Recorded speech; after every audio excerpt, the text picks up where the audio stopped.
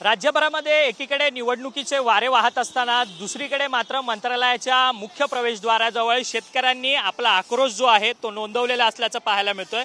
सध्या आपण मंत्रालयाच्या मुख्य प्रवेशद्वारावरती आहोत, ज्या प्रवेशद्वारातून मंत्री आणि इतर महत्त्वाचे व्यक्ती जे आहेत ते आपल्या प्रशासकीय कामांसाठी आतमध्ये जात असतात। परंतु याच गेटवरती, मुख्य गेटवरती आपण या रस्त्यावरती सोयाबीन पाहू शकतो।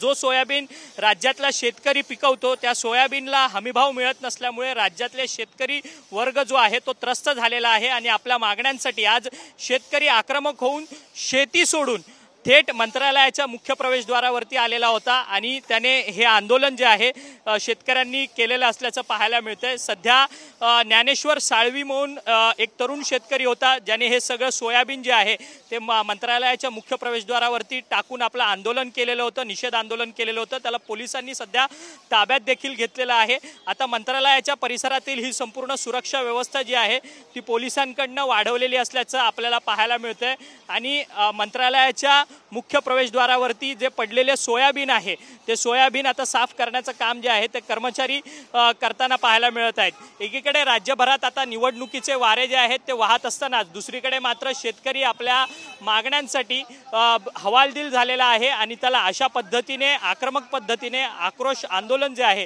ते करताना शेतकरी सध्या आपल्याला पाहायला मिळत आहे। व्हिडिओ जर्नलिस्ट नरसिंगसह अक्षय मंकणी, TV9 मराठी, मुंबई।